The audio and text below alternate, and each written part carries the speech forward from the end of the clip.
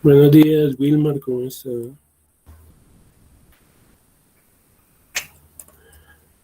Buenos días, profe.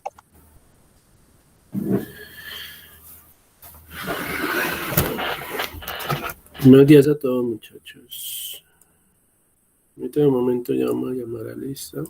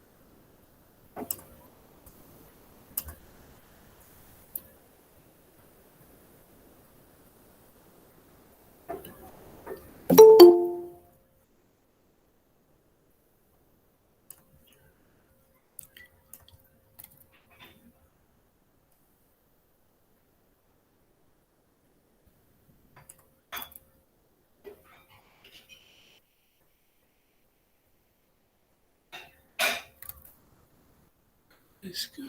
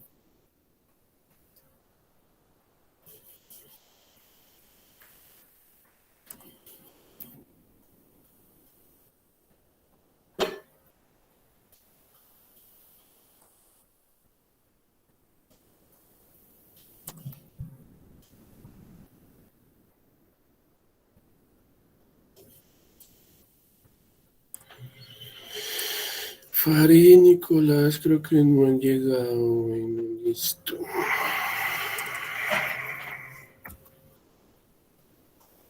Bueno, chicos, bueno, darles la bienvenida al día de hoy, ¿no? Esperando que se encuentren todos muy bien. Eh, Estoy ya por ahí terminándole las notas, las calificaciones. Yo creo que esta tarde ya se las envío con Ingrid para que ustedes revisen y me digan si hay alguna novedad.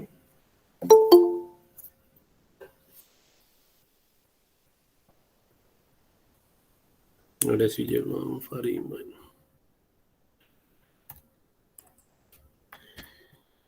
sí, ya estoy precisamente terminando de cuadrar la planilla. Entonces ya pues ustedes vieron que la mayoría de notas están, ya todas las notas están en la plataforma y ustedes ya pueden revisar. Me falta es publicarles la definitiva. pero estoy ya cuadrándole los porcentajes y bueno, toda esa parte. Y yo por ahí les había activado también la autoevaluación. Me han pedido por ahí que querían autoevaluación, por lo que pues eso estaba en los lineamientos. De no sé si todo la resolvieron, o sea, eso sí no lo he revisado. Pero si no han hecho la autoevaluación, entonces para que la hagan, porque ahí está, no sé si está disponible todavía, y que yo le había dicho que pues, la realizara. ¿En qué semana? ¿Qué pasó, Edson? Me parece que a mí me hace falta eso. ¿En qué semana está? Ya le digo. Mm,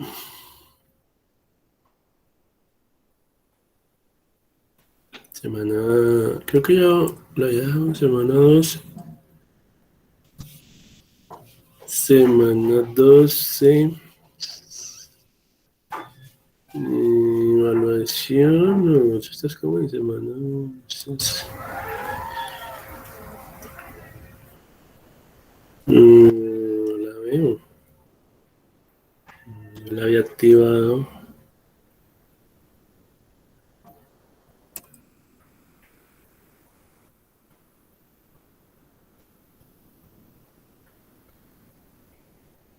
No la veo, no la veo.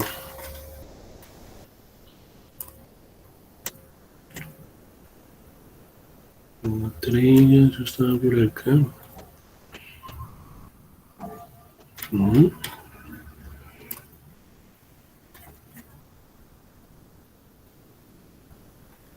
Acá está, en semana 8. Está la autoevaluación.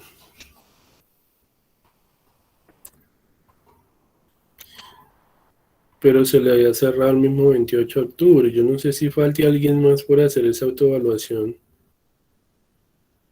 O todos la respondieron. Profe, creo que también falto yo. Bueno, la voy a poner ahorita a 2 de noviembre, o sea, para que la respondan de una vez. Porque ya creo que ya hoy tengo que subir todas esas notas, ¿listo? 2 de noviembre, listo. Ahí le queda habilitada la autoevaluación los que no la han hecho, que de una vez la resuelven.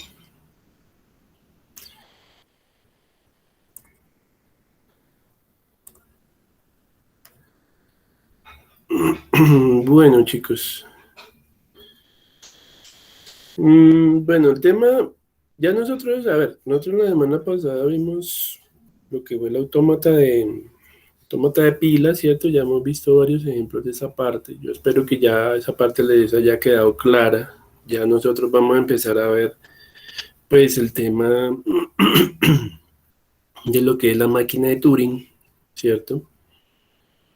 Eh, que pues nos dicen que es una combinación de todo lo que son tipos binarios y todo ese tipo de cuestiones.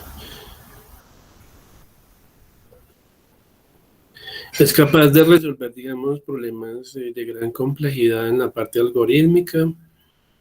Eh, ofrece, dice acá que pues una gran simplicidad, nos permite manejar símbolos en una cinta en donde son escritos bajo una serie de reglas. Eh,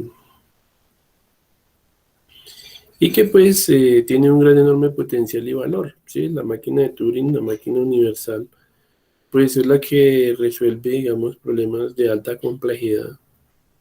Eh, es la máxima creación pues, de este científico Alan Turing.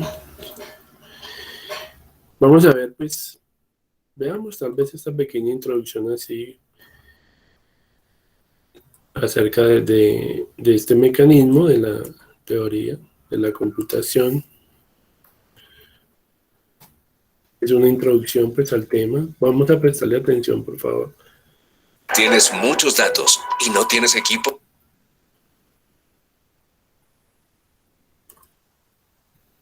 Temáticas, fueron muchas personas las que intervinieron en el origen.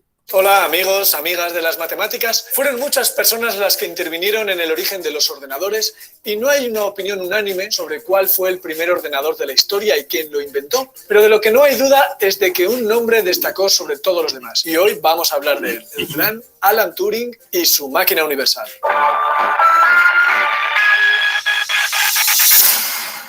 Hola amigos, este vídeo está patrocinado por la Universitat Politécnica de Valencia, la UPV.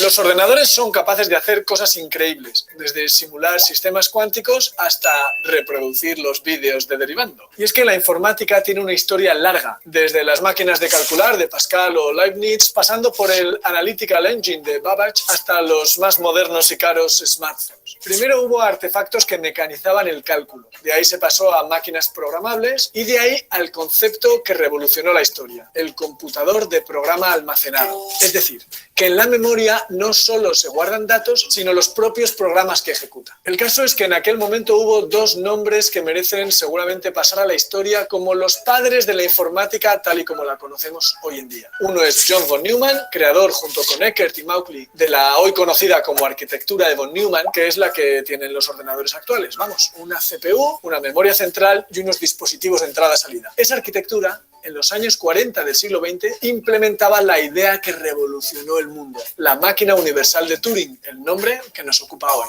Alan Turing es conocido por sus aportaciones a la lógica y a las matemáticas. Resolvió el Entscheidungsproblem que había propuesto el gran Hilbert, poniendo las bases de la teoría de la computación. Turing es también conocido por su contribución a la criptografía, ya que su trabajo fue decisivo para romper los códigos de las máquinas Enigma del ejército nazi, con lo que se pudo acortar la duración de la Segunda Guerra Mundial. Ahí es nada, solo con su cabecita, Alan Turing contribuyó a salvar miles de vidas. Pero hoy os quiero contar algo que debería enseñarse en todas las escuelas, algo que pertenece al patrimonio histórico de las ideas humanas y que ha supuesto el mayor avance tecnológico del que hemos sido testigos, la informática tal y como la conocemos. Os hablo de la máquina universal de Turing. Para que te hagas una idea de su magnitud, es el modelo en el que se asientan los ordenadores actuales, todos.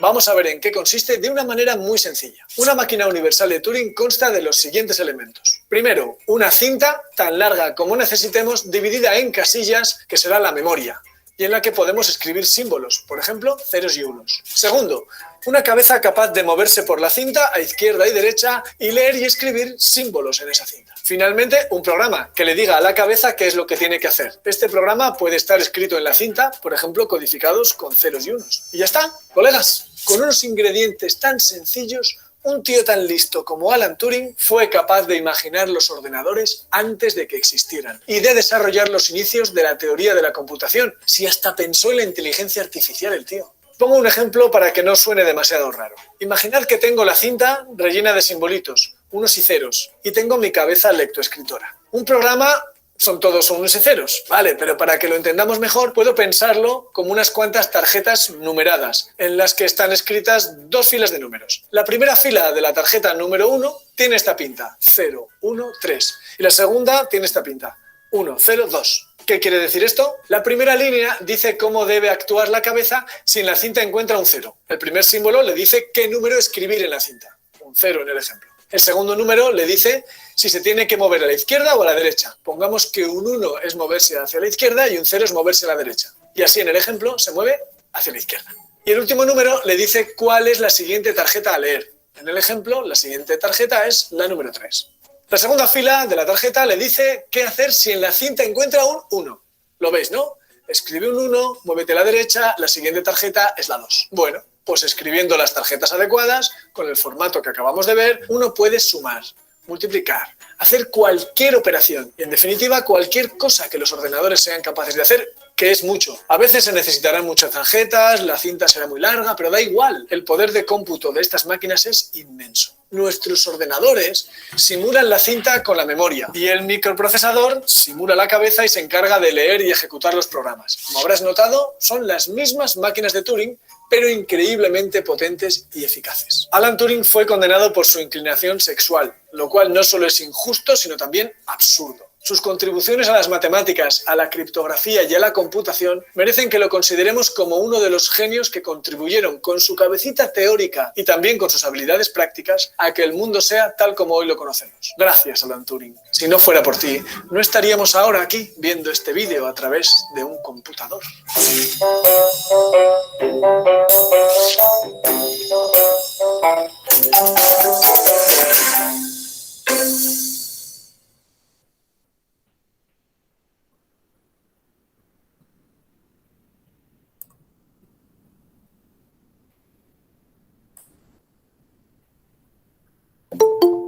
Hola amigos, amigas de las matemáticas. Bueno, listo. Esa es la introducción al tema de las máquinas de Turing. Llegó Nicolás. Bueno, muy bien. Permítame un segundo.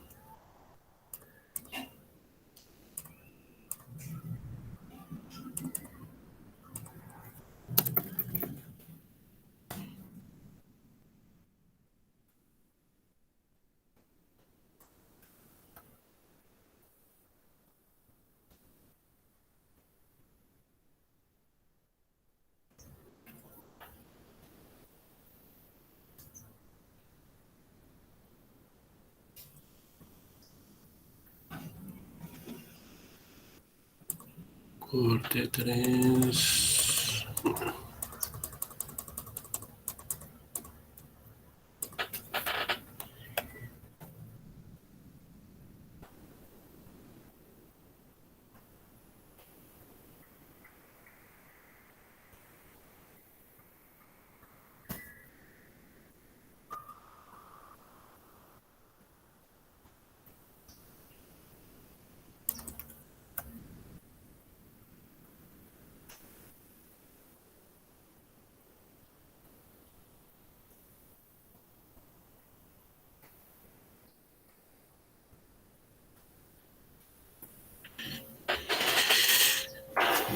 Bueno, listo, muchachos. A ver qué más tenemos acá. Bueno, la máquina universal de Turing, pues recuerden que hay una jerarquía de Chomsky, ¿no? Que nos explicaba eso. A ver si yo recuerdo acá dónde está ese material.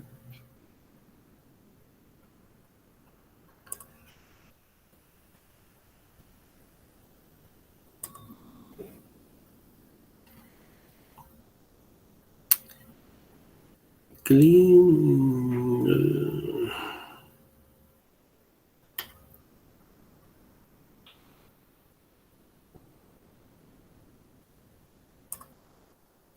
Bueno. Busquémosla más bien aquí.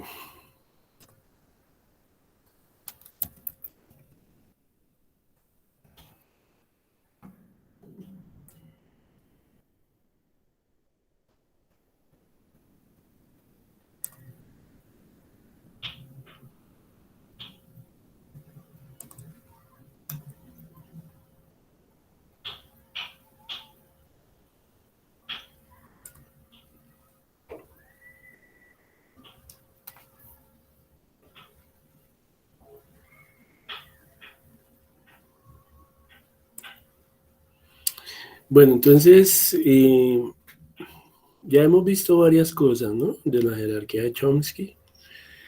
Por ejemplo, iniciando el semestre vimos lo que eran las gramáticas regulares o gramáticas de tipo 3. O sea, sabiendo que la gramática de nivel más alto es la tipo 0, el que la del señor Alan Turing, y con su lenguaje recursivamente enumerable, ¿no? En el nivel pragmático. Entonces, en el nivel 3 está, digamos, el tema de autómata finitos y autómata finito determinista no determinista, ¿cierto? Y se habla de que hay un lenguaje que tiene un nivel de léxico, ¿no? Ya luego vimos el tema de autómata de pila, en el cual nosotros vemos que existen lenguajes independientes ya de un contexto, que ya manejan un nivel de sintaxis, y a estos lenguajes le llamamos libres o independientes de un contexto definido, ¿no? Ahora, tenemos el autómata linealmente limitado, sus siglas all, ¿cierto? Que son lenguajes dependientes del contexto. Esta parte, la gramática de tipo 1. Se maneja ya a un nivel de lógica o nivel semántico y la máquina universal de Turing, que está en el nivel pragmático, lenguajes recursivamente enumerables. Es una gramática irrestricta. Sabemos que gramática puede ser conjunto de reglas que actúan sobre un determinado lenguaje, ¿cierto? Entonces, esa es el sistema de Turing. Pues en este tipo de mecanismos, dispositivos, pues podemos utilizar una sola cinta, como decía el personaje allí que estaba hablando, y que sobre esa cinta nos podemos mover de izquierda a derecha a través de un dispositivo lector o una cabeza lectora, como la llamamos, y que de ahí podemos encontrar un símbolo, sustituir ese símbolo y luego podemos decidir si movernos o hacia la izquierda o hacia la derecha. Y luego, pues, si hablamos de máquinas, digamos, multicinta o multitrack, quiere decir que el dispositivo mecánico o el dispositivo electrónico, que es la computadora, podría estar en una cinta, y de ahí estar, digamos, interactuando con otras pistas o cintas donde podamos llevar los símbolos o podamos hacer operaciones, ¿ya? Entonces esa es la multitrack o la multicinta, que es la variante de la máquina de Turing más compleja que se ha diseñado hasta el momento, ¿ya? Entonces esa es la jerarquía de Chomsky. Pues acá este material pues explica qué significa cada cosa, ¿no? Digamos, por qué se dice que es una gramática irrestricta o en nivel cero, ¿cierto? Dice que está estructurada por fases, que no hay, digamos, condiciones o restricciones para su funcionamiento. Las reglas de producción que genera, pues, dice que deben de haber, digamos, en la parte izquierda, al menos un símbolo no terminal y en la parte derecha cualquier secuencia de terminales o no terminales. Pues esto se refiere a lo que son los sistemas binarios y todo este tipo de cuestiones, porque pues estos mecanismos a nivel de almacenamiento manejan pues son esas estructuras de datos llamadas árboles. Es un árbol binario y después lo vamos a ver porque tenemos que ver el tema de normalización de la forma normal de Chomsky, la forma normal de Greibach, y es un tema que habla de cómo normalizar esos árboles, ¿sí? Entonces, no sé si ustedes sepan qué es un árbol binario. En realidad, un autómata, si usted lo mira, el autómata es como un árbol binario. Estos son los árboles binarios, en los cuales hay nodos padres, nodos hijos, están compuestos de estados, por eso hablan de símbolos terminales ahí en la gramática.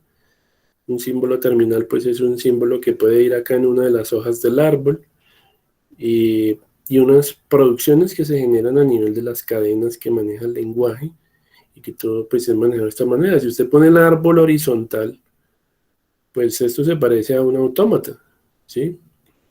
Y finalmente, lo que se hace en la computadora es almacenar en árboles binarios, en árboles B+, en árbol rojo-negro. Hay muchos algoritmos para árboles binarios y a su vez también hay formas de recorrer esos árboles a través de unos algoritmos de barrido Hay diferentes métodos que permiten manejar esa parte porque la computadora trabaja de esta manera. Entonces, en realidad los autómatas se asemejan mucho a lo que es esta parte de almacenamiento, a estas estructuras, ¿ya? Bueno,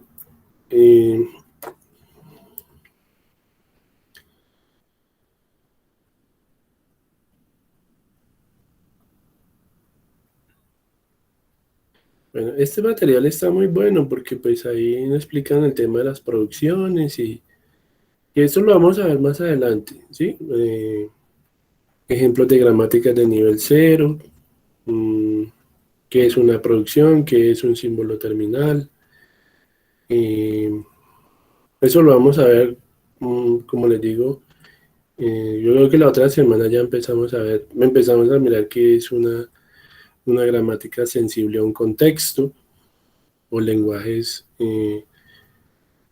que dependen de unas cuestiones, bueno,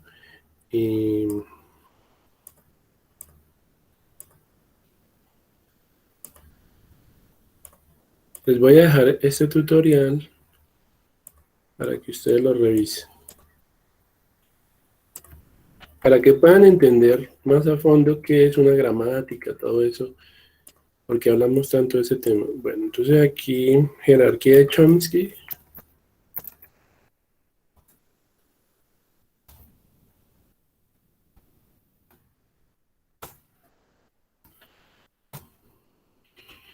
Listo, ahí les queda esa parte.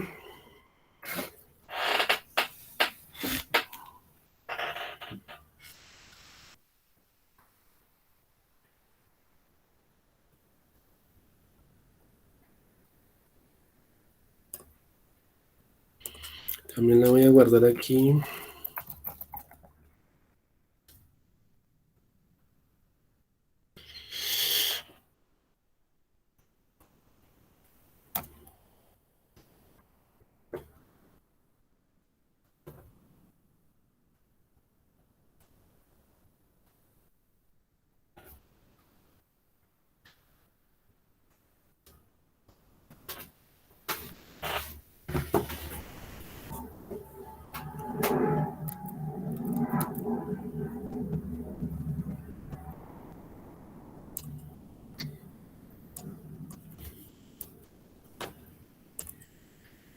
Entonces ya lo había explicado también el gráfico de la jerarquía, ¿no?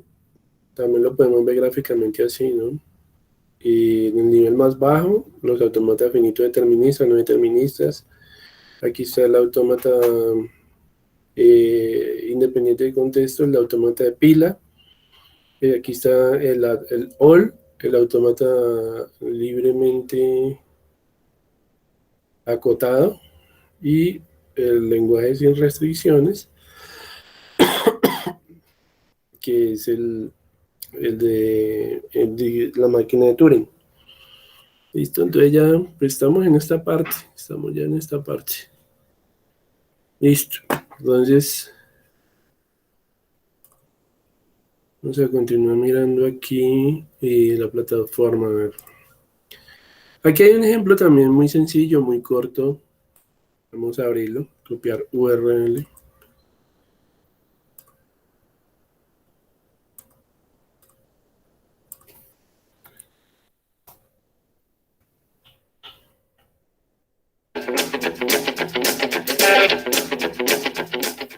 Hola, ¿cómo están?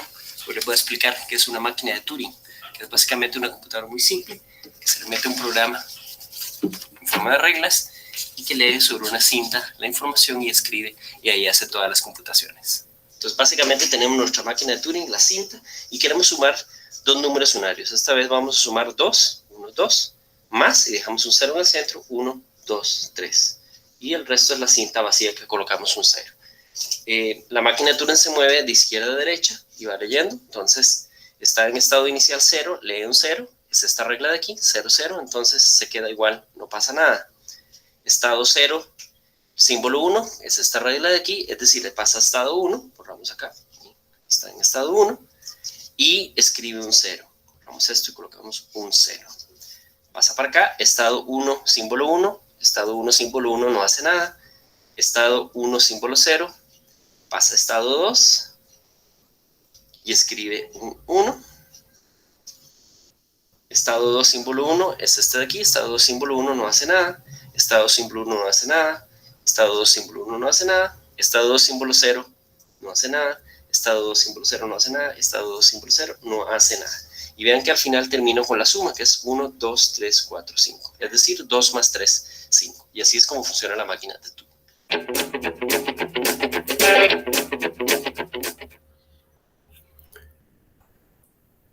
Bueno, listo, ahí pudieron ver cómo la máquina de Turing es capaz de sumar, digamos, números binarios, ¿no? Sumaban el 2 más el número 3 en binario. El sistema hace movimientos de izquierda a derecha. Ahí hay un conjunto de reglas. Si lo devolvemos, Y que lee sobre vamos a quitar esto. Pero, a ver, vamos básicamente y el sistema, a ver, vamos a repasar un poquito el video. Como pueden ver, eso es un dispositivo mecánico, puede ser, él lo hace con una cinta de papel y esta superficie que él tiene ahí con un agujero, con un hueco en el centro, ese agujero es el dispositivo lector o la cabeza lectora, para que ustedes me entiendan, ¿sí? O el cabezal o la... Bueno, ustedes saben que inclusive los discos duros manejan, digamos, el dispositivo lector que se mueve en un sentido y en otro. Entonces, esa es la manera de hacer un dispositivo. Yo pues entiendo que también los han diseñado de manera mecánica, ¿no?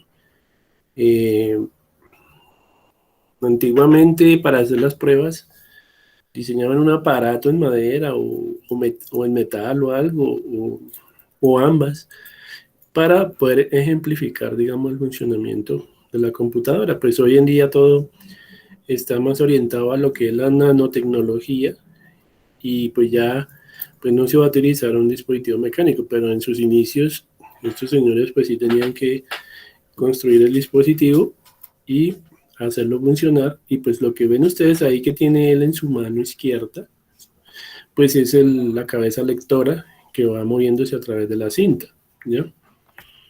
Como él decía, pues hay un conjunto de reglas, ¿no?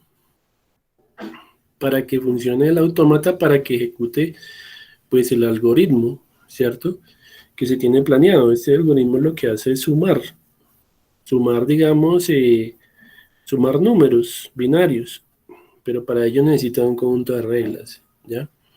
Entonces aquí pues él plantea, él va a colocar acá el número 2 y el número 3 y los va a sumar, ¿cierto? Se supone que esto es como un número binario o algo así, un byte de memoria, un bloque de la RAM, en donde van a estar en cada celda de la memoria puede haber un 1, un 0.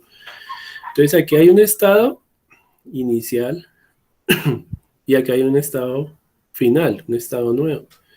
¿Qué se lee? Si se lee un 0 en la cinta, tiene que escribir, cambiarlo por un 0, ¿cierto? Que es lo que él hace. ¿Listo? ¿Y hay cambio de estado? No hay cambio de estado. Se supone que esa cinta va a mover de izquierda a derecha. ¿No?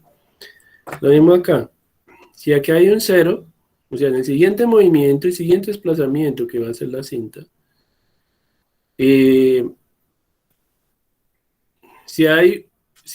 si está en el estado 0, va a pasar a un estado 1.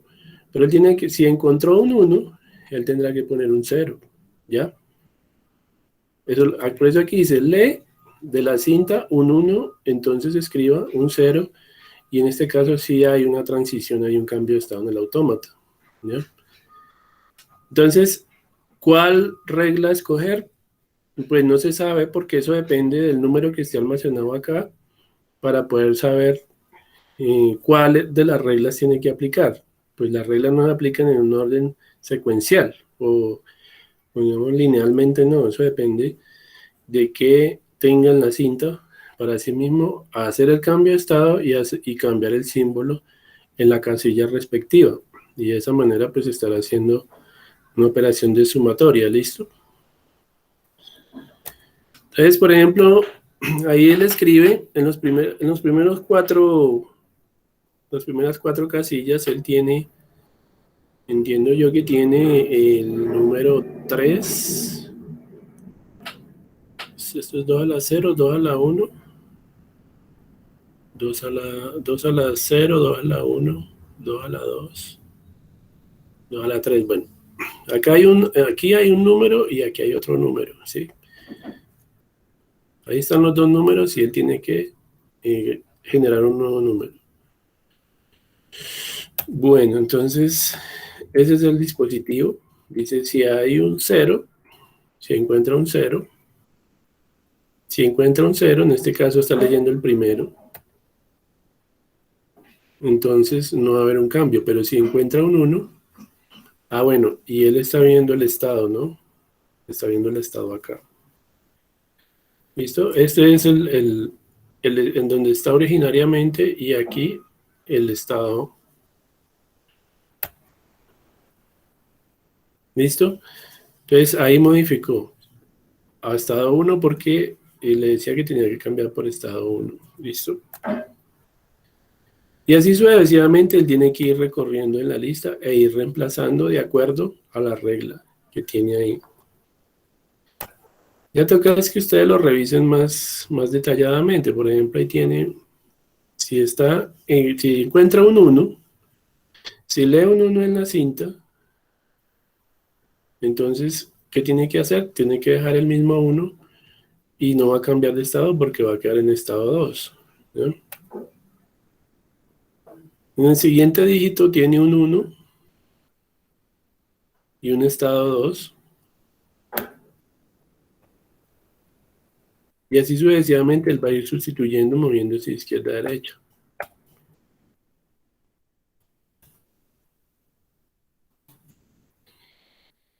Bueno, entonces, como ven, los videos son muy ilustrativos, son muy cortos. Bueno.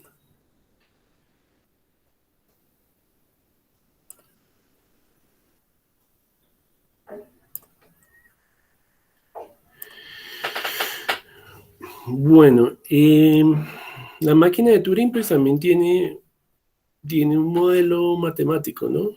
Permítanme, yo voy a abrir el libro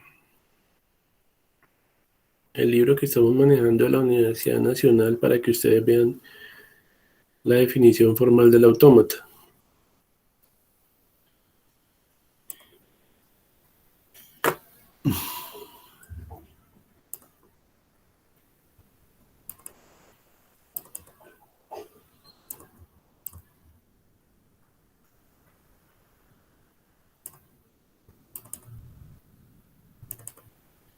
El modelo matemático para ese autómata es el siguiente.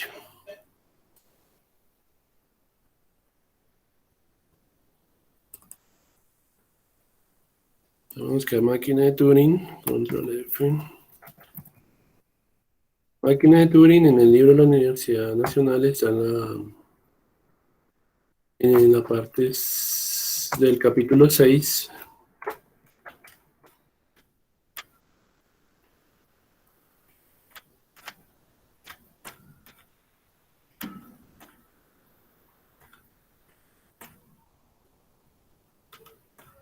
Acá comienza en el capítulo 6.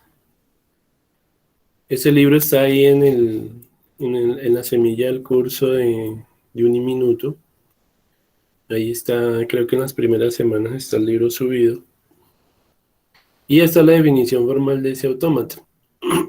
Como pueden ver, MT significa máquina de Turing y tiene 3, 6, 7 símbolos, ¿no?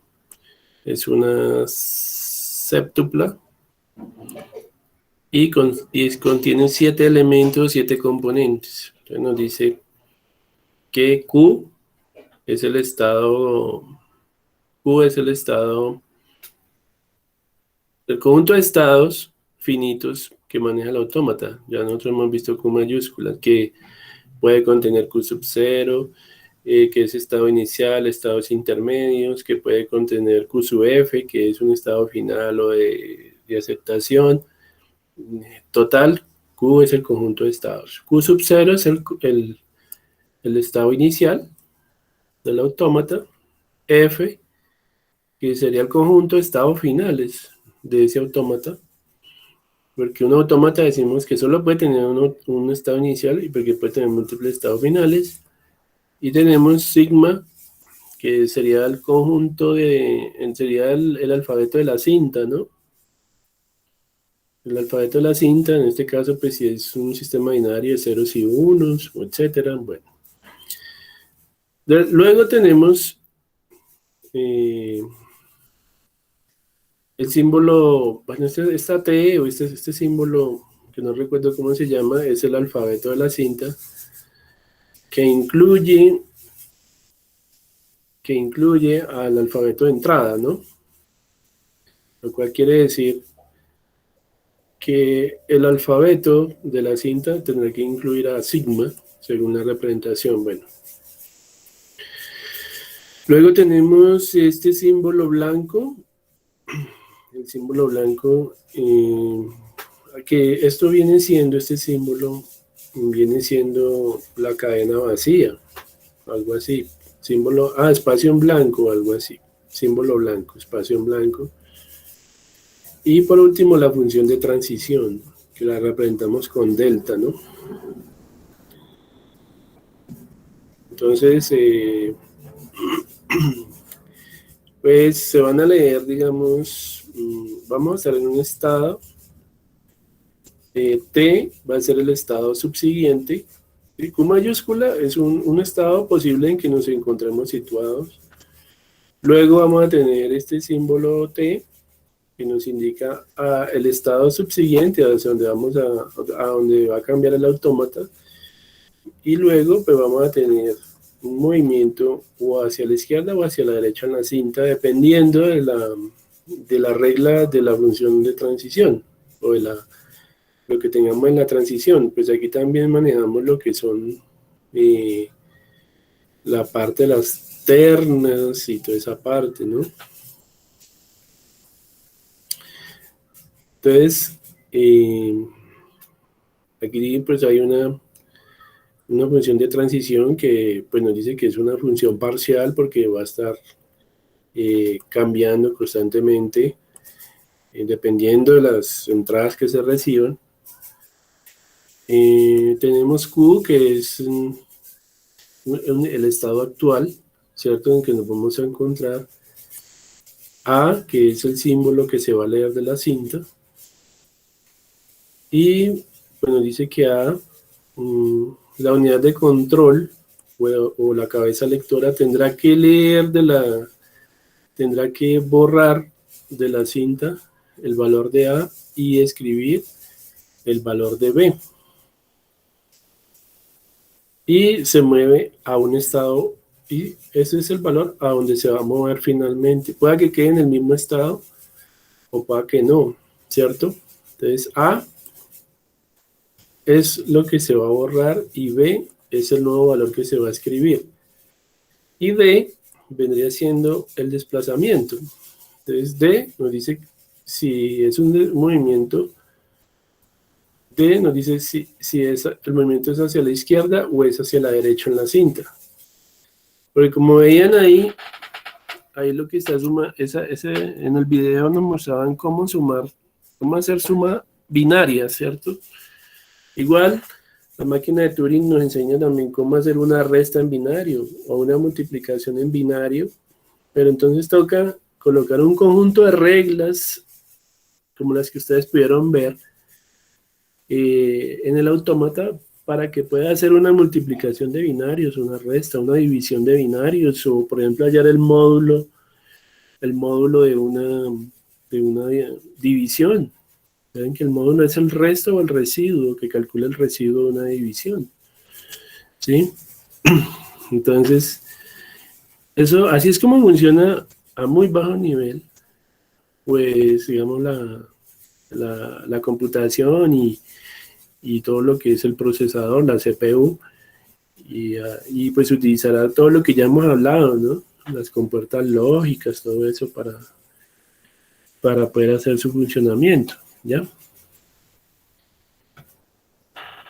Entonces, básicamente, pues ahí está lo que es la teoría de una máquina de Turing. Esta es la cinta que va a leer caracteres desde A sub 1 hasta un valor A sub n, ¿sí? La cabeza de lectoescritura va a estar desde un carácter inicial hasta un carácter final, aplicando unas reglas que se le han programado al autómata, ¿ya? Para poder que el algoritmo funcione.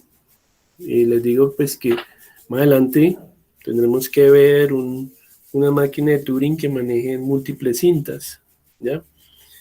Que si se están leyendo caracteres en la cinta A, que se puedan estar, de ahí se pueda estar escribiendo datos en otras cintas. Dependiendo de lo que se lea acá, podemos mandar datos a otras cintas, ¿sí? Que vendría siendo como las variables del programa. Entonces, esto es el valor de una variable de programa, lo que hay en esta cinta A, pero si hay una cinta B, en una cinta B podría ser como una segunda variable para el algoritmo en donde están guardando los resultados. Y si hay una tercera cinta, la tercera cinta sería como la tercera variable de programa a donde se están enviando los resultados. Entonces, en la cinta original está generando unos valores y está escribiendo en una cinta B y una cinta C, que serían como variables para el programa, ¿ya? Entonces, pues acá hay algunas sintaxis, digamos, porque pues sí es muy rico en la parte de simbología, la teoría computacional, ¿sí? Pues eso no lo voy a profundizar mucho.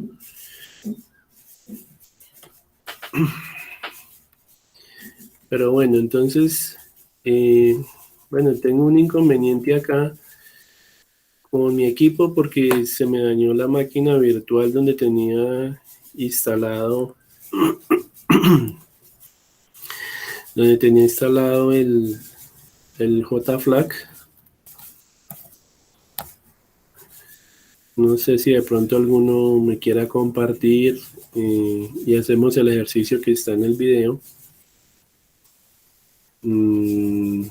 Voy a poner primero el video y después lo hacemos con la ayuda de alguno que comparta la pantalla y que tenga el JFlag instalado y lo vamos diseñando.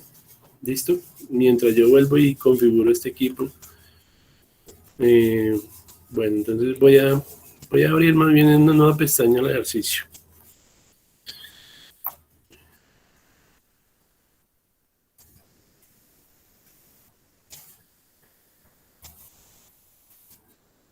Utilizando el simulador JFlag, el cual nos pide que obtengamos el sucesor de un número binario. Bueno, este algoritmo lo que hace es, como él dice, ¿no? Se introduce un número en binario y pues la idea es que el algoritmo que desarrolla el autómata vaya sumando de uno en uno, ¿sí? Si está el número 10 en binario, que le sume 1, y entonces quedarían 11. Si ingresan un número 12, por ejemplo, automáticamente él tendrá que sumarle 1 y dejarlo en número 13, y así sucesivamente. Si el autómata recibe una palabra binaria con el número 20, él tiene que generar el número 21 en binario, pues tiene que sumarle 1. Entonces, el autómata lee palabras con un número 15 y él tendrá que tomar la palabra y transformar la palabra y convertir la palabra en un 21. Siempre que lea un número le va a sumar 1. Eso es lo que va a hacer este autómata, ¿ya? Igual se puede diseñar diversidad de algoritmos, por ejemplo, para validar la contraseña de una cuenta de usuario, que valide. Se programan las reglas en el autómata para que valide una contraseña, ¿ya? A través de un sistema de máquina de Turing, simple, o de máquina de Turing multicinta, ¿ya? Entonces vamos a ver el ejemplo. Para nosotros utilizar máquina de Turing, damos en esta opción Turing Machine y ahí nos va a abrir pues la ventana donde podemos hacer el diseño.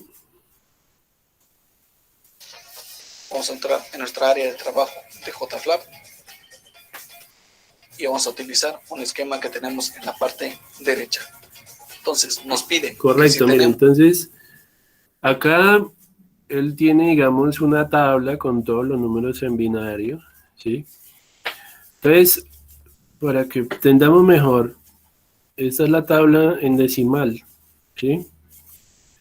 Tiene los dígitos de 0 hasta 10, en formato decimal, en sistema numérico decimal, los números de 0 a 10. Esas son las entradas o las palabras que entran al autómata. Y también está, digamos, en valor binario, su valor correspondiente. El 0 en binario es este 0, el 1 es este, el 2 es 1, 0, el 3 es 1, 1, el 4 es 1, 0, 0, el 5 es 1, 0, 1 y así sucesivamente. ¿De dónde sale esto? Porque es que esto, yo me imagino que ustedes han trabajado binarios, ¿no? Lo han trabajado ya bastante. Pero pues, a ver si encuentro aquí una imagen. A ver. Tabla de números binarios. A ver. Bueno, sí, aquí está la tabla en binario. Recuerden que esto maneja un sistema en base 2. Yo no encuentro la imagen. A ver.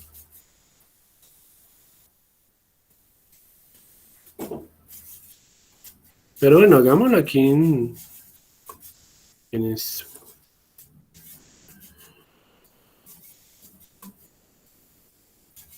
Vamos a un Excel aquí.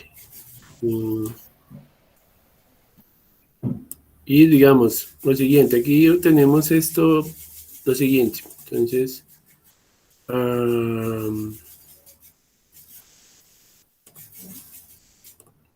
vamos a crear un byte de memoria. Entonces el byte de memoria tiene 8 posiciones. Entonces vamos a empezar desde acá. Está el 0, o sea, el 1, el 2, el 3, el 4, el 5, el 6, el 7 y el 8. Listo. Entonces ahí tenemos, bueno, creo que el byte va hasta la posición 7. Que han trabajado en binario. Entonces, vamos a ponerle aquí bordes y esto vamos a decir que es el byte de memoria.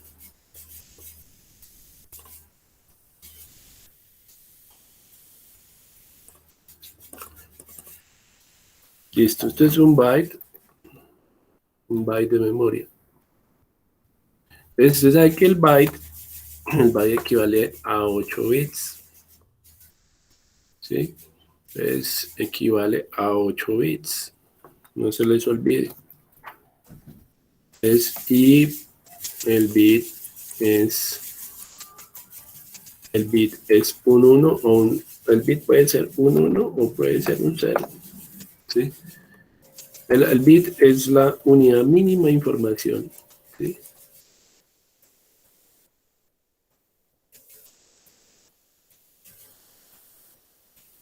Puede ser un 0.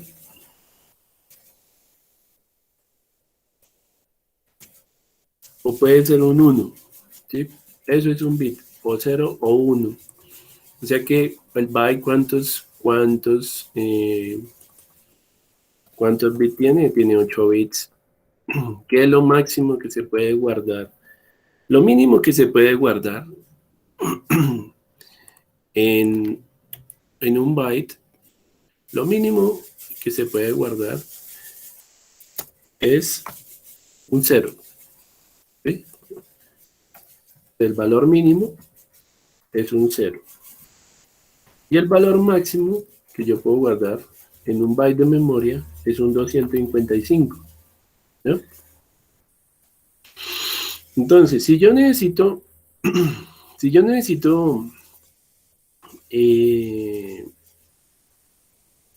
guardar, por ejemplo, el valor de 1, yo necesito el número 2 a la 0, ¿sí?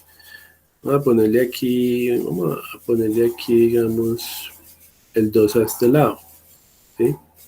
O vamos a ponérselo centrado más bien. Listo, y le voy a copiar el formato a esto, lo voy a pasar para acá. Y aquí le voy a poner que esto es en base 2. ¿Bien? 2 a la 0, 2 a la 1, 2 a la 2, 2 a la 3, 2 a la 4, 2 a la 5, 2 a la 6, 2 a la 7. ¿Sí? Tanto así que el 2 a la 0, ¿cuánto da? 2 a la 0 da 1, ¿cierto? 2 a la 1, ¿cuánto me da? 2 a la 1 me da 2, 2 a la 2 me da 4, 2 a la 3 me da 8, 2 a la 4 me da 16, 2 a la 5 me da 32, 2 a la 6 me da 64 y 2 a la 7 me da 128, ¿sí? En ese orden de ideas, ¿sí? Si yo necesito armar, vamos a armar un número, el número 64, por ejemplo. No, hagamos un número 18, el 18. Para el 18, yo tengo que prender unos bits y apagar otros, ¿sí? Entonces, para el 18, a mí me sirve el 2 a la 4. Este 2 a la 4 a mí me sirve, que es el 16. Entonces, yo prendo acá un bit, prendo el bit y lo pongo en 1, y ya tengo un 16. Este es el 16, ¿sí? En binario. Pero tengo que llenarlo de más de ceros. Entonces, así como está, si yo lleno todo esto, con ceros, ¿sí? Yo lleno todo esto con ceros. Entonces yo tendría el número 16 en binario, ¿sí? Ahí tendría yo el 16, ¿ya? Pero me están pidiendo es el 18. Entonces voy a correr un poquito de esto acá, que me quede más pequeñito los números acá. Más chiquitas las celdas para que se vea más claro. Ahí. Vamos a dejarlo ahí. Perfecto. Ahí. Bueno, me están diciendo no es el 16, yo quiero el 18. ¿Sí? Pero el 18 sería, ya tengo el 16, o sea, ya tengo este que es el 16, pero me dicen es el 18. Entonces, ¿cuál bit tengo que prender? ¿Cuál tengo que prender para que me dé 18? Verán que se deben de sumar, tengo el 16. ¿Cuál prendemos? Hay que prender uno para que nos sume el 18. Tenemos 16. ¿Cuánto nos falta para llegar a 18? Faltan 2. A ver, ¿quién me ayuda? Nos sirve mire, el 2 a la 1. El 2 a la 1 es igual a 2, miren. ¿Sí? 2 a la 1. Entonces yo prendo esto, lo pongo en 1. Y ya tengo 16. Ya tengo 16 más 2. 16 más un 2. Es 16 más 2. 16 más 2 me da el 18. Entonces ya tengo un 18. ¿Sí? Ahí está. Ahora, ya hicimos un 18 en binario, ¿cierto? De tal forma que, ¿cuál es el menor número que puedo almacenar? El menor número que puedo almacenar, voy a borrar acá. Si yo quiero el 0, perdón. Borro el 18 y pongo un 0. ¿Sí? Pues para que me dé el 0, tengo que dejar todo en 0, todo en 0, todo en 0. Apagar todos los bits, dejar todo en 0. ¿Listo? ¿Listo? Ese sería el 0. ¿Y el máximo número cuál sería? Decimos que es el 255. Pero para que me dé 255, tendría que yo prender todos los bits. Todos los bits prendidos, todos en uno, todos en uno, todos en uno. Si yo hago la suma de todo esto, ¿cuánto me da? Tendría que sumar todos estos, mire. ¿Sí? Porque si todos están prendidos, tendría que sumar todo esto. Entonces yo haría una sumatoria acá. Digo suma, que haga la suma de todos estos valores. Y le doy un enter. ¿Y cuánto me da? 255, porque tengo que sumar el 128, el 64, el 32, el 16, el 8, el 2 a la 2 que es el 4, el 2 a la 1 que es el 2 a la 0 que es el 1. Me da 255, o sea que sí está bien lo que decíamos, que el mínimo que puede guardar el byte es el 0 y el máximo es el 255 cuando todos los bits están prendidos, ¿cierto? Ahora vamos a hacer lo siguiente. Quiero representar, bueno, aquí me dio el 255. Eso es como para recordar un poquito cómo trabaja nuestro autómata. Pero digamos, si yo quiero otro número, yo quiero el número 90 y, bueno, digamos el 139. Entonces voy a poner, para el 139, vamos a apagar todos los bits. Vamos a poner todo esto en 0.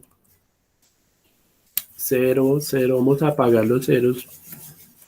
0, 0, 0, 0, 0, 0. ¿Sí? Recuerden que, por ejemplo, para la máquina el 0 pueden ser 0,5 voltios, por ejemplo. 0.5 voltios. Porque usted sabe que la computadora trabaja es con... ella trabaja es con sistema, con energía, con señales eléctricas, ¿cierto? Así que el 1 para la computadora puede ser un voltaje de 1,5 voltios. Así es como trabaja internamente, ¿no?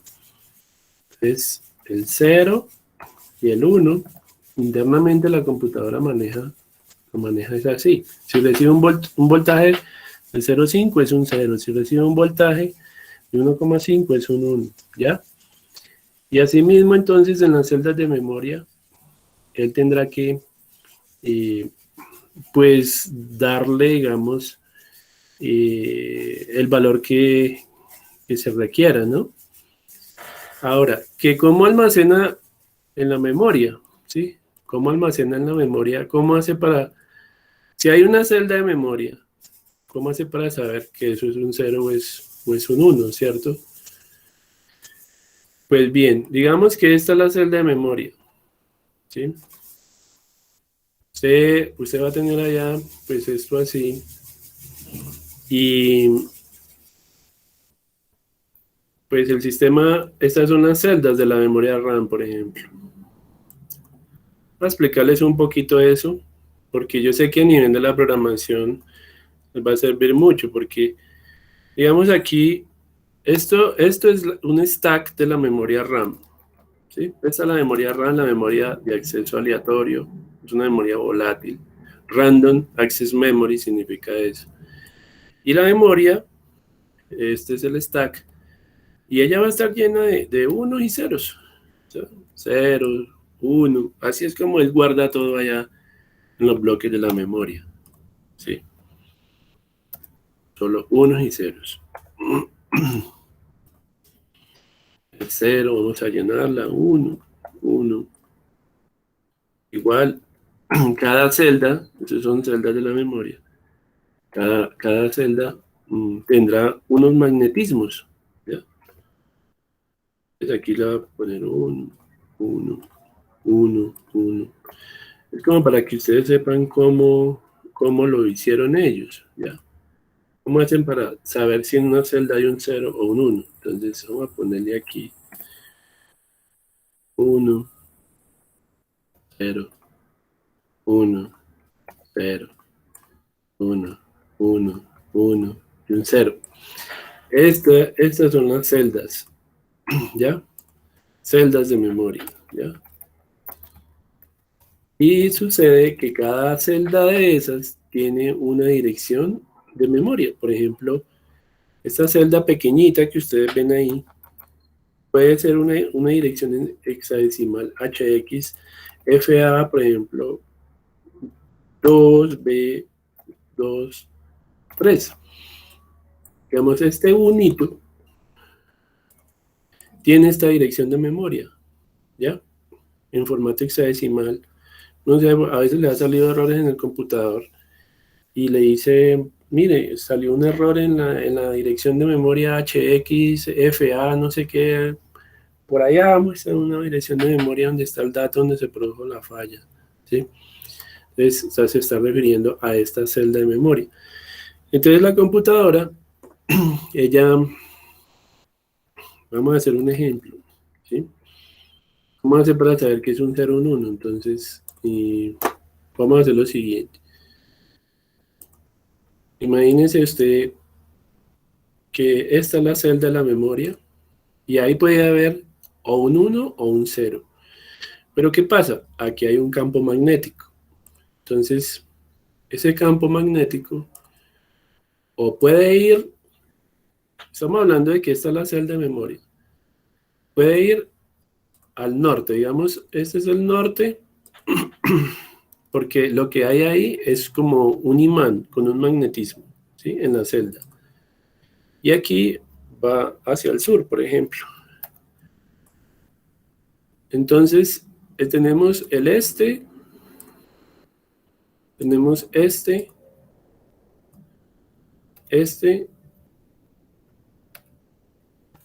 el este, y digamos que aquí tenemos el oeste, ¿sí? Este sería el norte y este sería el sur. Entonces, supongamos que si el magnetismo está apuntando hacia el norte, entonces eso quiere decir que en esta celda está guardado un valor de 1, por ejemplo, ¿ya? Pero, vamos a hacer el otro ejemplo. Entonces, eso tiene, por allá tiene un sensor magnético, ¿ya? Hay un sensor magnético, entonces, ahora, ¿cómo hacer para saber si hay un 0? Pues si el magnetismo de la celda, el sensor magnético detecta que la polaridad está hacia el sur, pues entonces él dice, bueno, es que, entonces si el sensor detecta que el magnetismo va en dirección al sur, ¿sí? Entonces dice, bueno, eso es un 0, ¿ya? Entonces, acá debe de haber un dispositivo, hay un sensor magnético que está leyendo hacia dónde va el magnetismo, ¿ya? Le dice, bueno, si está apuntando hacia arriba, es un 1, y si está apuntando hacia abajo es un 0, ¿ya? Entonces, así es como se sabe. Por eso es que usted puede, digamos, en el disco duro, si usted apaga el computador, o se le apaga el equipo, no se le va a borrar la información del disco duro, ¿ya? ¿Por qué? Porque los magnetismos, así se apaga el computador, los magnetismos van a seguir apuntando hacia las direcciones donde fueron dejados, ¿ya? Por eso es que el disco duro nunca borra lo que hay ahí, porque usted se apaga, usted ve que un imán nunca pierde el magnetismo, ¿ya? Entonces, se puede apagar, pero el disco duro queda sin ningún problema, ¿ya? Entonces, ahí van a quedar los daticos y las polaridades apuntando en cada celda hacia donde estaban. Pero esto es en el disco duro, ¿sí? Pero cuando es en la RAM, entonces en la memoria RAM, por ejemplo, sí hay un problema, porque en la memoria RAM si se borra todo, usted puede apagar el equipo, si se le reinicia, la memoria RAM está programada para que se borre todo lo que está ahí. Pero en realidad, en la memoria RAM no se está borrando nada, ¿sí? ¿Qué es lo que hace el sistema operativo cuando se apaga o el sistema cuando se apaga? ¿Sí? Lo que hace es, esto puede ser el disco duro o puede ser la memoria RAM, ¿sí? Puede ser todo lo que son memorias trabajan de esa manera, ¿ya? Cuando la memoria RAM se apaga, entonces lo que hace es simple, pone todas las polaridades a cero, porque para eso se programó, ¿sí? La RAM es de almacenamiento temporal, no es de almacenamiento permanente como el disco duro. Él está programado que si se reinicia el equipo, por ejemplo, todas las polaridades en la RAM tienen que quedar apuntando a cero, ¿ya? Todas las celdas de memoria quedan apuntando a cero, ¿ya? Por eso es que se pierde lo que haya en la RAM. En cambio, en el disco duro no se hace eso, en el disco duro se deja tal cual. Por eso es que nunca se pierde la información de los archivos, así se apaga el equipo. Pero en la RAM sí hay un mecanismo que hace un barrido a todas las celdas y todo lo dejan cero, ¿ya? Por eso se dice que es una memoria volátil, ¿ya? Entonces, ya entendieron cómo guarda el computador los ceros y los unos, ¿ya? A través de un magnetismo y a través de un sensor. Esto es como un sistema de brújula que detecta hacia dónde está apuntando la polaridad, ¿ya? Entonces, espero que ya con esto me hayan entendido a bajo nivel el hardware cómo funciona. Bueno, chicos, esto ahora vamos a mirar si el ejemplo que está acá del video de cómo hacer una simulación a partir de un autómata de máquina de Turing. Entonces, bueno, estábamos viendo el videito acá y es esta tabla, ¿no? Esa tabla, por eso dice, mire, en sistema decimal son estos valores, pero en sistema binario son estos valores. Y recuerden que yo les había hablado también de la tabla ASCII. Entonces, recuerden que un byte de memoria puede almacenar valores de 0 hasta ¿cuánto? Hasta 255. Entonces, ¿de dónde salió la tabla ASCII? Que es la que traduce lo que nosotros escribimos. La tabla ASCII es la que utiliza el sistema operativo, que es lo que llamamos nosotros el char set o juego de caracteres de la máquina, ¿cierto?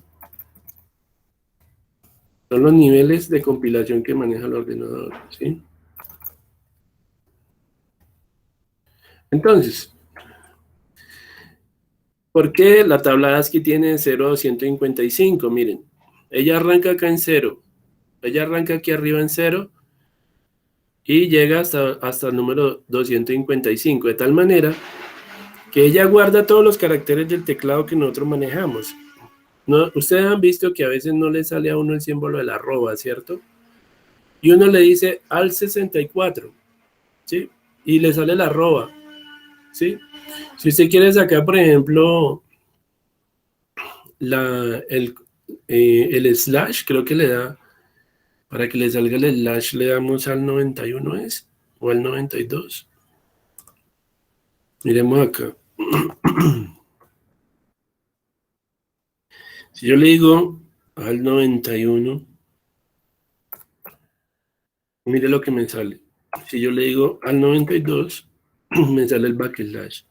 Si le digo al 64, teclado al 64, me sale la arroba, ¿sí? Esa es la tabla ASCII y la utilizamos mucho los programadores, ¿ya? Entonces, cuando algún teclado está desconfigurado o lo que sea, recurrimos a la tabla de códigos ASCII. Todo lo que usted escriba, por ejemplo, en Word o en una hoja de cálculo, lo que sea, está en lenguaje humano, ¿cierto? En alfabeto griego. Pero la computadora maneja unos niveles de compilación y él tiene que convertir del lenguaje humano al sistema binario. ¿Y cómo lo hace? Pues lógico, si sabe que el arroba es el 64, ¿cierto? En la tabla ASCII, pues él tendrá que convertir ese 64 a binario. Entonces, convertir de sistema decimal a binario para pasarlo a bajo nivel, que es el lenguaje de unos y ceros, que es lo que entiende la máquina, ¿cierto?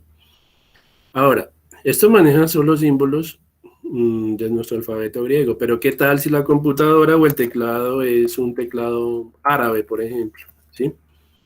Entonces ya necesita, ya no le sirve el ASCII, sino que ya tiene que utilizar una tabla extendida, un charset extendido, como es, por ejemplo, el Unicode, o como es la UTF-8, por ejemplo, porque hay muchos. Entonces, la Unicode maneja más símbolos. Entonces, la tabla Unicode maneja los símbolos del alfabeto chino, los del ruso, los del etcétera, ¿ya? Ya la pueden buscar en internet, buscar la tabla Unicode, y van a ver que es una tabla que se generó a partir de la ASCII. Es un sistema extendido que ya utiliza alfabetos de otros países, de otros lugares del mundo. Esa es la Unicode y maneja más caracteres, ¿ya? Y pues la computadora tiene que convertir de ese lenguaje a binario, porque ella solo maneja unos y ceros, ¿ya? Entonces, volviendo al video, aquí podemos ver que primero plantean el número en decimal, luego lo convierten de esto a binario. Entonces, del 0 al 10, aquí están los números en binario. Entonces, si se reciben palabras en el autómata con estas entradas, con estos números, el autómata, ¿qué tiene que hacer? Tiene que sumarle 1 siempre al número que llegue. Si en esa palabra llegó el 10, pues tiene que sumarle 1 y dejarlo en 11. Si llegó el 20, la palabra binaria que contiene el 20, pues tiene que sumarle 1 y dejarlo en 21, ¿ya? Y así con todo número tiene que hacer un incremento de 1, ¿ya? Entonces, el autómata, aquí tenemos la tabla, dice, bueno, si le llega el 0, tiene que convertirlo a 1 en binario, que sería este. Si le llega esta cadena de 1, tiene que convertirlo en 1, 0, que sería el número 2. Si le llega el 1, 0, que es el número 2, la entrada 2, tiene que convertirlo en el 3, que sería el 1, 1. Si le llega el 3, que es 1, 1, tiene que convertirlo en el 4, que sería la cadena 1, 0, 0. Si llega el 5, tiene que convertirlo en 1, 0, 1. 5 es 1, 0, 1, tiene que convertir a 6, que es 1, 1, 0. Si llega a 6, sería 1, 1, 0. 6 tiene que sumarle 1, pasaría a 7, que es el 1, 1, 1. Y así sucesivamente, ¿ya? Eso es lo que tiene que hacer el autómata. Pero, pues hay que crearle una regla al autómata para que lo pueda hacer, ¿ya? Pues vamos a ver. Entrada 4, que nos dé como dato de salida 5 en binario. El problema lo vamos a dividir en dos partes. La primera parte es que si nuestro último dato de entrada es un número 0, que lo convierta en un número 1. La segunda parte es que si nuestro último dato de entrada es un número 1, esta la debe de correr al inicio, sustituyendo todos los unos que tenemos de derecha a izquierda por números ceros, hasta que nos encontremos con un espacio en blanco. Este espacio en blanco lo debemos de convertir en un número 1. Quedando entendido esta parte, vamos a iniciar con la primera parte.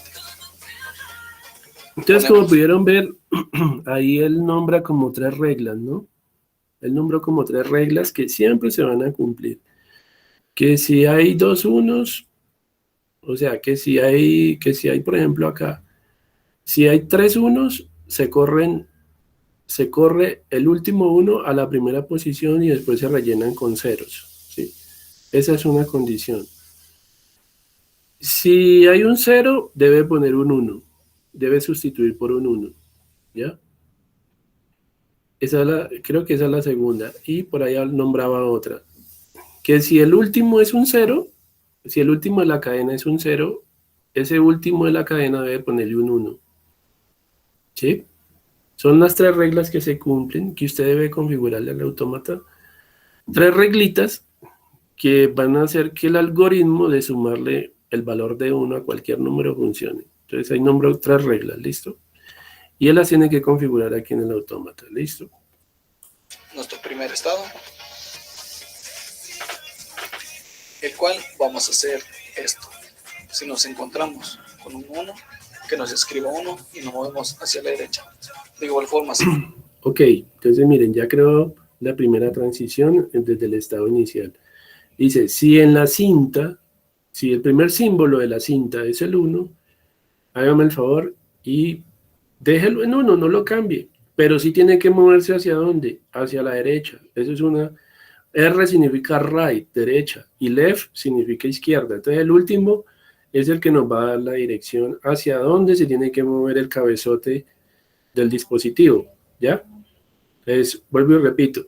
Si recibe en la entrada 1, déjelo quietico, no lo cambie, pero sí tiene que moverse en la cinta ¿hacia dónde? Hacia la derecha. Nos encontramos con 0, nos movemos hacia la derecha.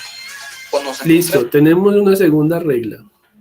¿Qué está configurando él acá? Él está configurando las 3 reglas que acabamos de mencionar.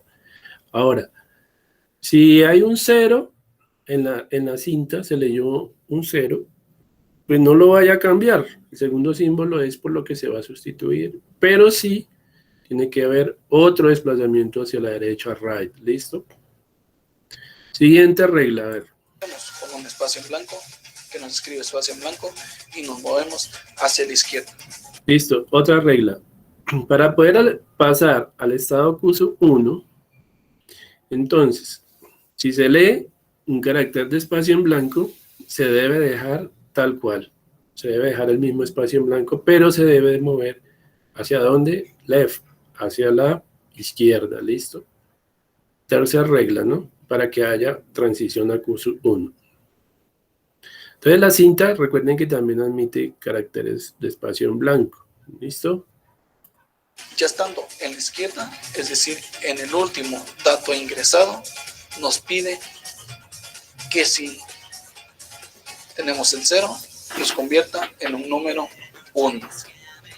Entonces ponemos. Bueno, que si en la extrema derecha hay un 0, si en la extrema derecha hay un 0, ese número debe convertirlo a un 1. Y eso es lo que va a configurar acá. Si tenemos un 0, que nos convierta en un número 1 y nos movemos hacia la izquierda. Exacto, entonces miren, si se lee un 0 de la cinta, entonces se debe cambiar por un 1 y nos debemos de mover hacia la izquierda, ¿ya? Esa es la regla que cambia el 0 de la extrema derecha al valor de 1. Ya estando en la izquierda, ya no se debe de modificar los otros números que hemos ingresado. Entonces, ¿qué hacemos? Hacemos esto. Entonces, si tenemos ceros ingresados, que queden como ceros y nos vamos hacia la izquierda. Si tenemos unos ingresados, que queden como están. Correcto. Ahí quedó ya listo. O sea, si estando ya en estado curso 2, se recibe el 0, se debe dejar el mismo 1, el 1, perdón, se recibe 1, se debe dejar el mismo 1 y se mueve hacia la izquierda.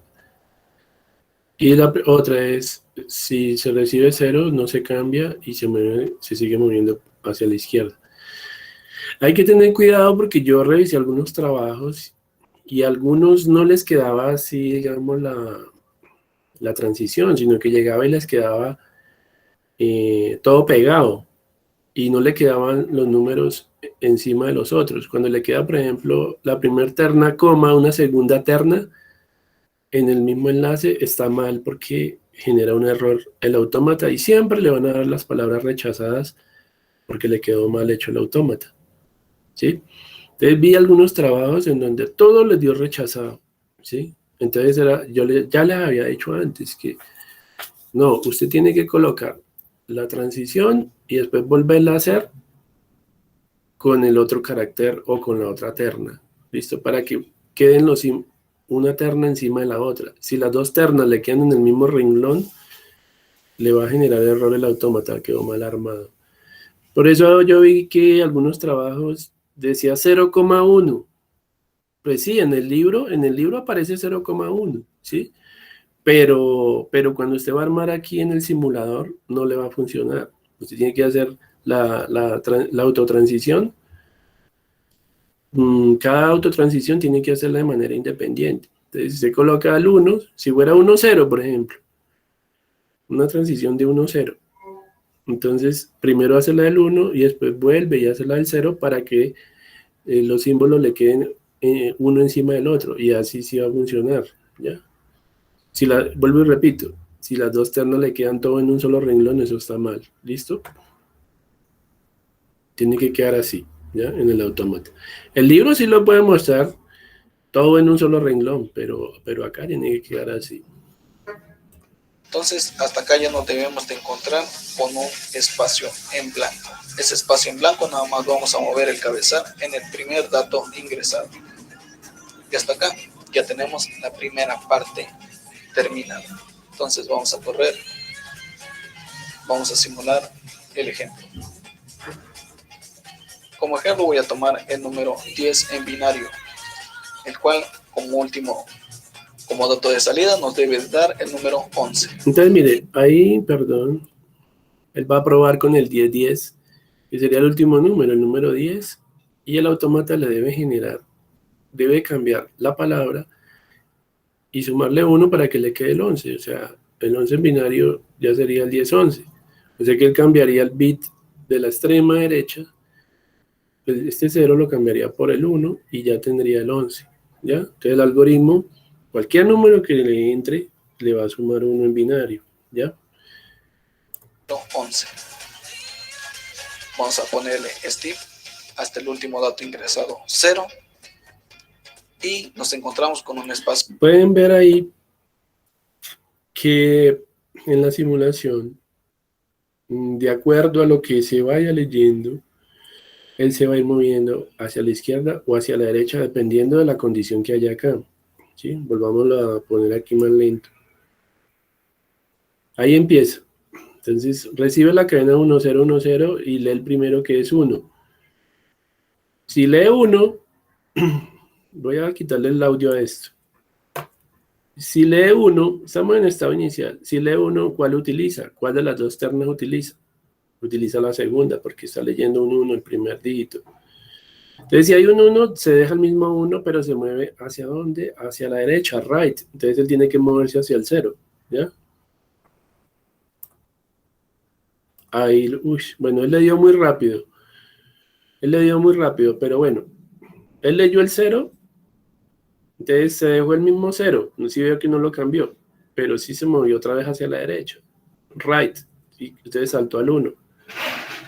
Ahora, si leyó el 1, ¿cuál va a utilizar? Va a utilizar esta. A1, listo, deja el mismo 1, pero tiene que seguirse moviendo hacia la derecha.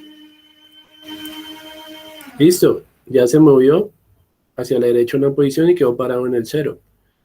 Ahora, leyó 0. ¿Cuál tiene? Pero entonces miren que no hubo cambio de estado, porque es una transición recursiva, ¿sí? Queda ahí mismo, ¿no? Entonces leyó 0. Entonces, ¿cuál utiliza ahora? Esta. Bueno, 0, vuelve y deja el 0, pero tiene que moverse a la derecha, ¿ya? Listo. Ahí se va a mover, van a ver que va a cambiar y se va a mover a la derecha. O sea que queda, al moverse a este 0, quedó parado ¿en dónde? Quedó parado en un espacio en blanco. Porque aquí le dijo mueva hacia la derecha y estaba acá, pasó al espacio en blanco. Bueno, listo. Entonces ya llegó acá, o sea que ya se puede ejecutar esta terna. Porque dice, bueno, si leyó espacio en blanco, hágame un favor y deje el mismo espacio en blanco, no lo vaya a cambiar. O sobrescriba el mismo espacio en blanco, pero tiene que moverse hacia dónde? Hacia la izquierda, left, o sea que tiene que devolverse. Entonces ahorita se va a devolver acá a este 0.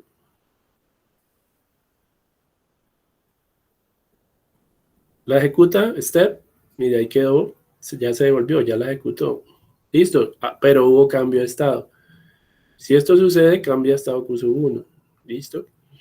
Bueno, listo. Entonces ahora dice, si recibe un 0, si usted lee un 0, entonces cámbielo por un 1 y mueva hacia la izquierda. Y claro, mire, si se cumple.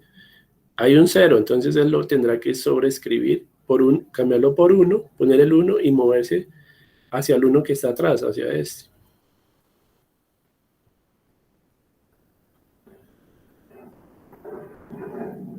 Van a ver que lo cambia por 1 y se mueve al tercer bit, al que está antes. Ahí está.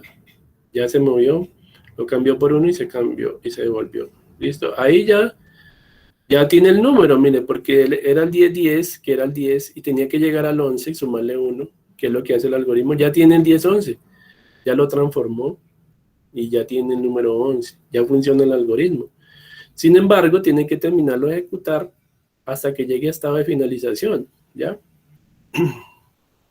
Entonces ahora está aquí, estamos en Q sub 2. Y dice, bueno, ¿y qué pasa si se lee ahora un 1 o un 0? No, se leyó el 1. Entonces, ¿cuál de las dos? La de arriba. Entonces, listo. Dice 1, entonces deja el mismo 1 y sígase moviendo hacia la izquierda. ¿Sí? Entonces, este 1 no lo va a cambiar, lo va a dejar así. Pero sí se tiene que mover hacia la izquierda, una posición hacia atrás. ¿Listo?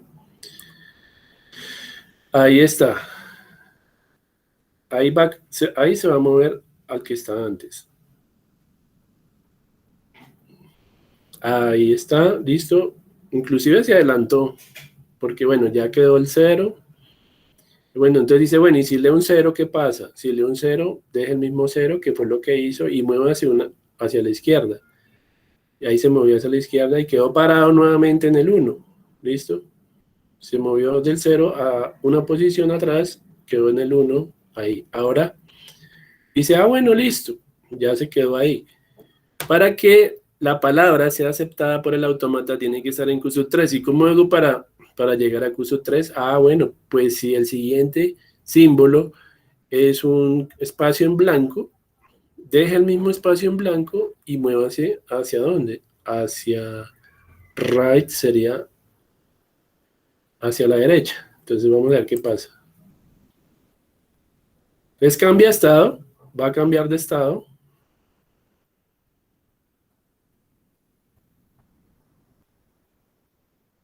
Exacto. Miren que ya se puso en color verde. Con esta transición llegó a Q sub 3 y se movió hacia, quedó parado en el primer símbolo. ¿Listo? Se movió atrás y después volvió al primer símbolo. Entonces ahí está aceptado. ¿Listo? Entonces, ese es el algoritmo que suma de 1 en 1. ¿Listo? Bueno, chicos, yo creo que me demoré un poquito, 5 minuticos más. Pues eso era lo que tenía para hoy. Hay una actividad en la semana ¿qué? Semana 13, creo que tienen ahí, semana 3, que pueden ir mirando. Pueden ir mirando esta actividad que dice ejercicio de máquina de Turing, ¿ya? Entonces, la clase, el video que acabé de explicar, que lo hagan en los grupos que tienen ya armados. Pues dice que grupos de 2 personas, pero no, en los grupos que tenemos, el video que acabamos de explicar, que lo realicen con JFlag y lo suban, ¿ya? Entonces, esa actividad ya la pueden hacer. Listo, yo pues les coloco la fecha para que lo puedan subir. Hoy es 2 de noviembre. Bueno, eso no se demora tanto. Pongámosle aquí. Si estamos a 2, pongámoslo para... ¿Cuándo es el sábado o el domingo? Y eso que eso es mucho tiempo porque es un solo ejercicio. Dejémoslo para el... Se lo voy a dar para el domingo, el 7, para que lo suban. Listo. 7 de noviembre para que lo hagan y lo suban ahí en Word, bien hechecito, bien bonito. Y pongámosle a medianoche, más tardar. O sea, profe, que hacemos los ejercicios del video, ¿cierto? Sí, hacer ese ejercicio. ¿Listo? Porque vayan practicando. Listo, profe. Y esta actividad de biblioteca, pues todavía no. Esta todavía no. No, profe, pero esa se vence hoy. No, entonces espere yo le cambio la fecha. No, le aquí. Porque es que yo de biblioteca también tengo, me toca mirar. Sí la podemos hacer, pues estamos a 2, dejémosla para la otra semana, la de biblioteca. Para la otra semana, dejémosla. La biblioteca para la otra semana, listo. En los grupos, ¿no? Los grupos de proyecto.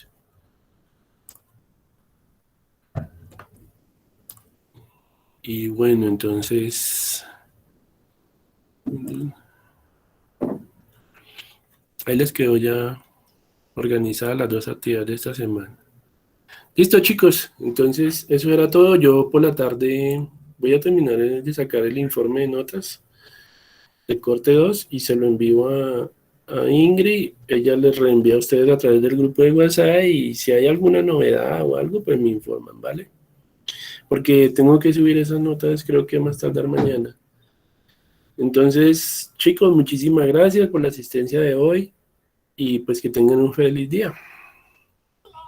Profe, ¿Alguna pregunta, sí? profe, entonces la biblioteca, ¿la hacemos o todavía no? Sí, háganla, pero me la entregan el otro martes. ¿Sí? Listo, profe. Ok, chicos. Entonces, muchísimas gracias y que pasen un buen día. Chao, profe, gracias. Ok, Igualmente, profe, hasta luego. ok, muchachos. Hasta luego.